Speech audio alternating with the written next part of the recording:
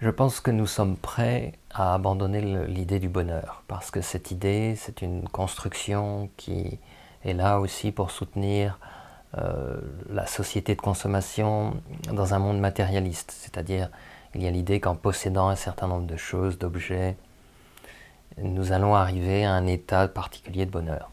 Cette idée d'augmenter la satisfaction par des possessions est venue imprégner même nos démarches de développement personnel, de spiritualité. Or, l'idée du bonheur n'est pas du tout en adéquation, elle est en décalage complet avec la réalité de l'existence, avec les contraintes de l'incarnation. Autrement dit, si le bonheur existait, ça se saurait. Il suffit juste de constater de quoi est faite notre existence, de quoi est faite l'existence de l'humanité. Mais ce grand tumulte de l'existence ne correspond pas à notre image du bonheur, parce que cette image est un fantasme. Et cette projection du bonheur cause beaucoup de malheur, parce que comme personne ne l'atteint réellement, on est toujours en attente de cet état mythique qu'on nous a fait miroiter, et on ne le vit pas, on ne l'atteint pas, on ne l'intègre pas. Voilà, donc nous ne sommes pas là pour être heureux, nous ne sommes pas là pour être malheureux non plus, nous sommes là pour vivre ce qui nous est offert. Ce que j'appelle les contraintes de l'incarnation, c'est le fait que, essentiellement, dans notre nature profonde, nous avons cette mémoire positive d'une certaine forme de liberté, d'absence de contraintes. Ça, c'est l'âme, la nature profonde. Sauf que, évidemment, l'incarnation vient comprimer cette mémoire-là, parce qu'il y a quelque chose qui doit être vécu pendant le temps terrestre, parce que ces contraintes font partie d'une sorte de pétrissage de l'âme à l'intérieur de ce processus de l'incarnation qui vient lui enseigner quelque chose. Donc ce processus balaie absolument le fantasme du bonheur. Le bonheur, c'est vraiment une exagération. C'est quelque chose qui vient mettre des bâtons dans les roues de notre chemin de vie. À chaque fois que nous pensons au bonheur, nous sommes en décalage avec ce que nous vivons. Le bonheur n'existant pas, le fait de s'imaginer un état qu'un jour nous allons peut-être retrouver, que d'autres vivent, dont on nous a privés, que l'on mérite et que l'on n'a pas, ou que l'on ne mérite pas et qu'on n'aura jamais, si tout ce que je vis est plus ou moins consciemment comparé à une image d'un bonheur illusoire, je ne suis pas en accord avec l'intelligence du vivant, je ne vis pas l'instant présent, comme on dit, je ne suis pas présent à ce que je vis, je ne peux pas vraiment en recevoir la richesse, l'enseignement. Je ne peux pas, puisque la richesse et l'enseignement sont ailleurs, dans un autre état qui n'existe pas. Donc c'est très important d'abandonner tout à fait, et c'est un lâcher-prise qui est beaucoup plus radical que ce qu'on peut entendre. La première fois où on entend parler de ça, c'est il faut lâcher absolument la quête du bonheur. Et en disant ça, je ne dis pas que lâcher la quête du bonheur, ça veut dire entretenir la quête de la souffrance. Il ne s'agit pas de privilégier la souffrance, je parle du bonheur parce qu'on a tendance à privilégier le bonheur, à vouloir privilégier un état qui n'existe pas. Dans les strates de l'être, le niveau fondamental, c'est notre nature profonde. C'est le point d'équilibre en soi. Cette nature profonde à laquelle on peut accéder dans certaines formes de méditation ou dans la descente des strates de l'être, comme je la propose, est un état appréciable, mais il n'est pas un état que l'on peut, à cause des contraintes de l'incarnation, que l'on peut stabiliser, que l'on peut maintenir. Dans les traditions spirituelles, depuis très longtemps, des gens ont essayé de rester dans des grottes, des monastères, dans des lieux où ils pouvaient se retirer totalement du monde en apparence et descendre en eux jusqu'à un niveau où ils n'étaient plus que identifiés à ce point d'équilibre, à la strate de l'âme. Mais ça ne marche pas. Ça ne marche pas parce que l'intelligence de la vie, dans le temps de l'incarnation, n'autorise pas ça. J'aurais des anecdotes à vous raconter sur des gens que j'ai connus qui ont essayé des grottes, même en France, ou qui se sont retirés dans des monastères, ce que j'ai fait pendant 1 an moi-même. Nous voulons un bonheur absolu, nous voulons un silence absolu, nous voulons une paix absolue, nous voulons un couple parfait, nous voulons un compte en banque parfaitement stable. Nous voulons toujours tendre dans cette direction, dans une sorte de déni de la réalité des contraintes de l'incarnation. Je suis ici pour vivre un apprentissage qui n'a rien à voir avec le bonheur. C'est un apprentissage, c'est une formation, déformation, dans le sens où quelque chose de mystérieux doit être appris à travers cette expérience de l'incarnation. Quelque chose doit être appris et ce n'est pas du tourisme. Il vaut mieux être assez radical avec l'idée du bonheur parce qu'il a pourri la vie de millions de personnes depuis très longtemps. Et je le vois encore à l'intérieur des cercles de développement personnel, à quel point, ou les citations qu'on voit fleurir sur Facebook, à quel point cette quête du bonheur est toujours le point de référence. Et ce point de référence fausse la sagesse apparente des citations et des démarches. Parce que comme il n'y a pas de bonheur et que personne n'a jamais et ne stabilisera jamais le bonheur sur cette terre, il vaut mieux changer de point de vue, changer de perspective. Donc la perspective du bonheur étant mise de côté, ne serait-ce que pour explorer et expérimenter quelque chose de neuf, nous pouvons aborder l'existence sous un angle un petit peu plus honnête et surtout plus enrichissant. Quoi que je vive, si je ne me compare pas à mon voisin, si je ne me compare pas à l'image du bonheur ou de la vie idéale que je devrais avoir selon mes critères, etc.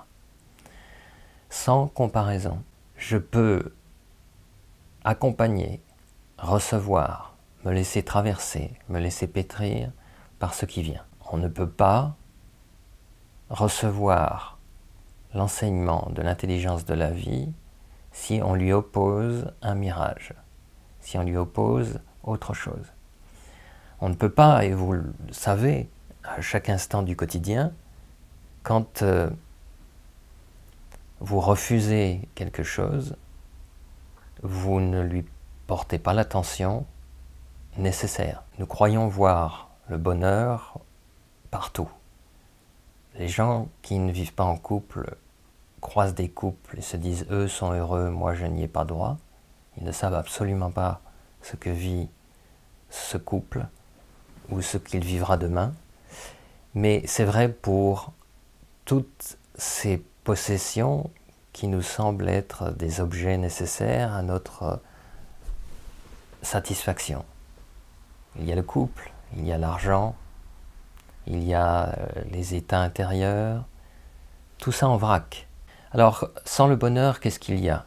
Il y a la possibilité de la joie simple d'être vivant. Et il se trouve que cette joie simple d'être vivant, elle a un gros avantage sur ce bonheur hypothétique, c'est que on peut vivre la joie même dans des circonstances très inconfortables. Cette joie-là, quand je parle de la joie, je parle de quelque chose qui n'est pas forcément explosif ou exalté, qui peut être parfois très sobre. Et dans cette sobriété, il y a une forme de sagesse, évidemment, de reconnaissance que tout est expression de l'intelligence du vivant. Le regard que l'on va porter sur une épreuve, regard qui n'est pas une analyse mentale. Je parle d'une façon d'être avec, d'accompagner, de ressentir, d'explorer un vécu d'une façon directe, intime, qui nous révèle ses secrets, son enseignement. Je suis bien conscient qu'il y a des moments de l'existence où c'est beaucoup plus difficile que pour d'autres. Mais la difficulté est amplifiée par le fait que nous avons ce mirage qui vient en travers de notre vision, qui vient comme une interférence en réalité. Et cette interférence, elle est tellement partagée qu'elle finit par avoir une certaine solidité dans nos modes de fonctionnement. Or, sans cette interférence, nous pouvons pénétrer l'intelligence de la vie. Nous pouvons nous y ouvrir et ressentir ce qu'elle recèle. Qu'est-ce qui se passe vraiment? Qu'est-ce qui se joue pour moi? Sans les lunettes teinté du bonheur? Est-ce que je ne peux pas voir mieux que je suis enseigné de cette façon particulière, à ce moment particulier de ma vie, qui peut être différent de ce que vivent d'autres gens? Mon passage, mon tunnel, ma passerelle, mon passage à ce moment-là. L'intelligence de ce passage, sans rien anticiper. Juste, je suis en train de vivre ça. C'est ce qui m'est donné. C'est la réalité de mon chemin de vie à ce moment. Parce qu'en fait, l'aboutissement, ce n'est pas le bonheur, qui est une sorte de complaisance un peu égocentrique, une sorte d'inflation de l'idée de satisfaction. L'aboutissement, c'est plus humble et plus vaste en même temps. L'aboutissement, c'est vivre en accord avec l'intelligence du vivant, vivre en accord avec ce qui est plus grand que soi et qui peut nous porter et nous envelopper. La satisfaction, c'est toujours soi, moi. Je veux quelque chose, je vais l'obtenir, j'aurai plus de satisfaction. L'accord avec l'intelligence de la vie, c'est une âme au service d'un processus qui la dépasse pour l'enseigner. Je reviens sur la possibilité de lâcher complètement la perspective du bonheur et d'apprendre avec ce chemin de vie particulier qui est le nôtre. Unique, donc incomparable. Et vraiment être attentif chaque jour, se lever chaque matin, je veux dire au premier moment de conscience du matin, aborder l'existence avec cet accueil qui, certains jours, sera plus bousculé, plus difficile que d'autres. Il peut y avoir des moments d'oubli, ce n'est pas grave. Revenir toujours au fait que notre point de repère du bonheur, c'est l'illusion première. Comment a-t-elle pu pénétrer à ce point les pratiques spirituelles? Vous voyez, c'est étonnant de voir comment finalement la plus grande illusion est devenue le plus grand objectif de nos démarches. Je sais que ça peut faire mal, quelque part,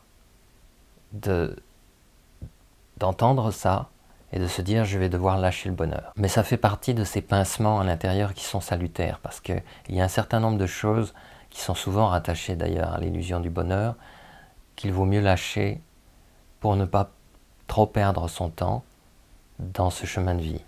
Il y a des apprentissages qui vont nous ouvrir des portes, qui vont nous éclairer d'une manière beaucoup plus intéressante que ce petit miroitement du bonheur. Du sentiment d'exister fondamental peut émerger cette joie simple dont je parlais, et que je distingue très nettement de notre façon d'anticiper le bonheur. La joie simple d'être vivant, c'est une sorte de présence sobre, douce, à ce qui est.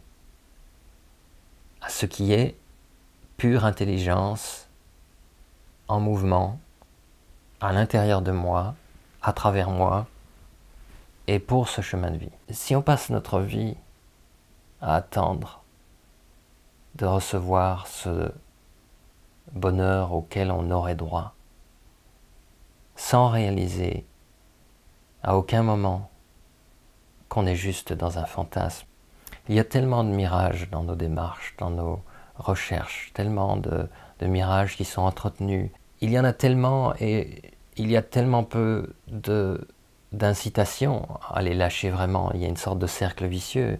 Il y a une sorte de commerce qui s'installe autour du développement personnel qui fait qu'on veut répondre à la demande des gens. Au fond, on est toujours dans une proposition de répondre au mirage.